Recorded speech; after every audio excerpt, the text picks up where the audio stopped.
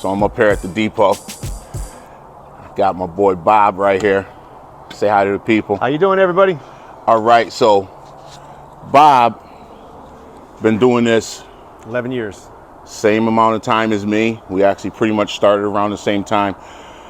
And he just bought a new truck. So I'll let him explain and talk to you about his truck. What kind of truck is this, Bob? 2020 Fuso. Okay. Gas motor this time. I traded in the diesel. They gave me $1,500 for it, which was probably a gift. I don't think I could have got that much for it. It had a lot of problems. One of the things I'm missing about the diesel, though, was the miles per gallon. I did a lot better with the diesel than I do with this gas motor. She's thirsty. I actually turned off the transmission brake, which is an electrical switch in the cab, and I turned on the economy switch to get as much miles as I can. This truck would actually probably move heavy loads quite well because the transmission brake engages as soon as you take your foot off the gas, but it sends the RPMs up because it's downshifting, and that burns more gas. So that's one of the things I didn't pay attention to. I should have, but hey, neither here nor there. I needed a new truck because the other one was in bad shape. And when I have people work for me to jump the route, they need a good truck. I don't need to worry about them when I'm on vacation. So now my girl and I, hopefully before the end of the year, we're going to go for a week so that this is done. One of the other things I did was I built my own catalytic converter cage. So this is major.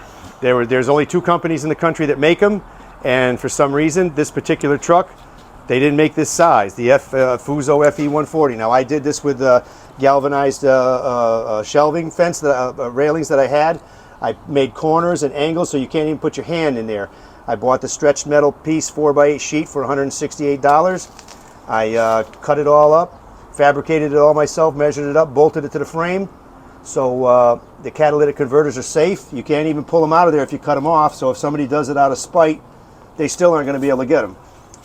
So the reason you did that, as some people may not know, but catalytic converters have been getting stolen We a had lot. a rash of thefts here. Either side of this truck, when this was a diesel, I had no muffler. Mine fell off. That was another issue with the truck.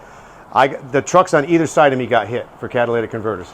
Matt and Brandon both got hit. And Matt got hit twice. Yeah. So I knew as soon as I got this truck that Tuesday, I drove it home, had all day Wednesday because that's our day off. And I spent probably a good 4 hours or more under the truck, cutting and fabricating, and that was all, no blueprint, just making that shell and then piecing it together so that nobody could get in there and mess with the cats. Because there's 2 on this truck, 1 on each tailpipe, so there's 2 on here. That'd be a home run. Yeah. That'd be a home run for somebody if they came and got a double. So I remember they even had hired a guy to come sit in the parking lot. He was here that extra night. security, and he was here tonight when they came and took the cat. Yep. So he's talking about the guy named Matt who got twice. This is my truck. I'm right next to Matt. Man. So I got lucky. They got this guy twice. Yeah. You have a cat on this one, don't you? Of course. Wow, I wonder why they didn't try to take it. But now, if it has an aftermarket I had the angels over my truck that night. There you go.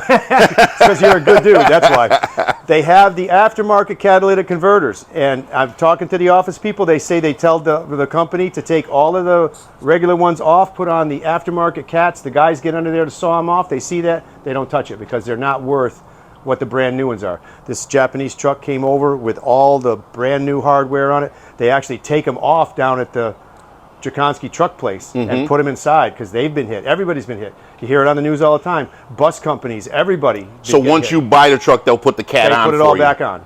I had to have the ramp underneath the truck put on. They had to take the lift gate off of this.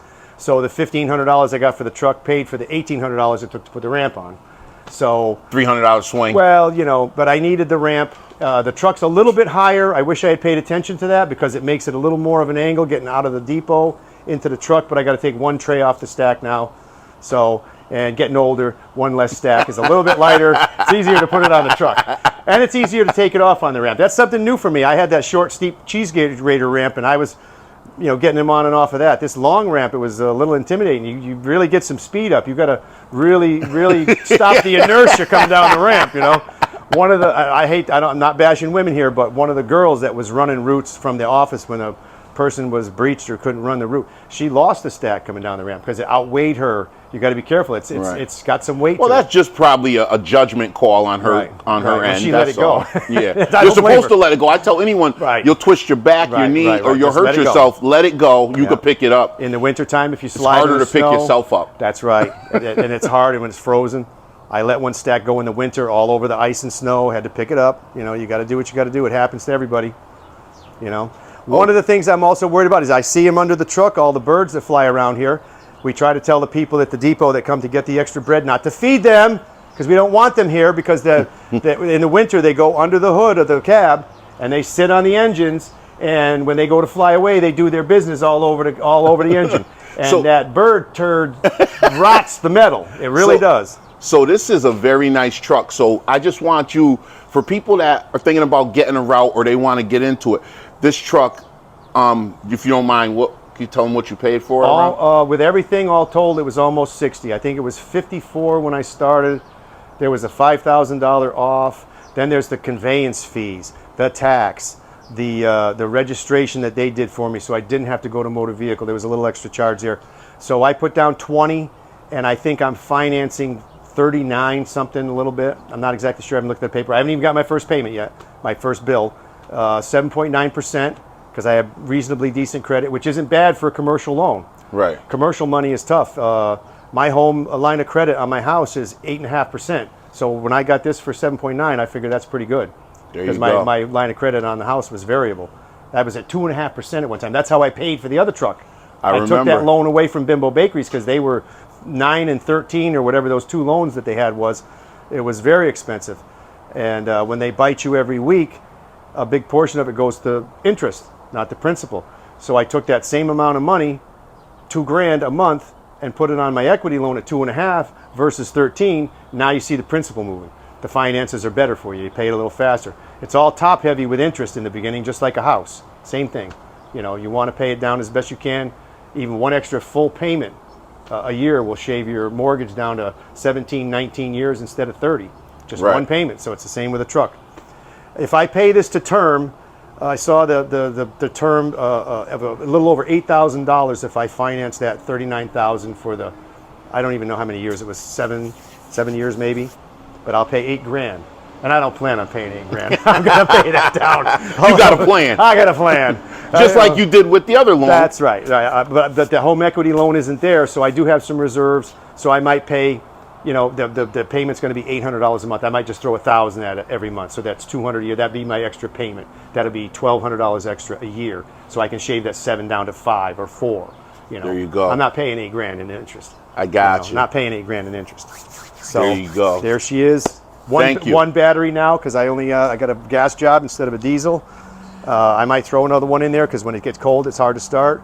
But now I don't. So you have the option for the 2 batteries. You can put 2 in there. I did this because I wanted the best of the truck for me, the brand new truck. That way I have 3 years, 4 years, 5 years of more or less maintenance-free driving. And I'm going to go probably another cam? Yeah, that's another nice feature on here that I didn't expect. $60,000, but I didn't get a radio. Oh, I was mad about that. But I'm putting one in next Tuesday. I'm going to pay for the radio.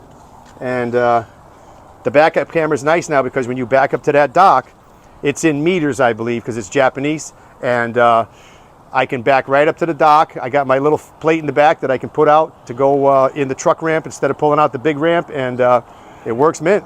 Now, you said it's in Japanese. Is there an option you can't switch it to English?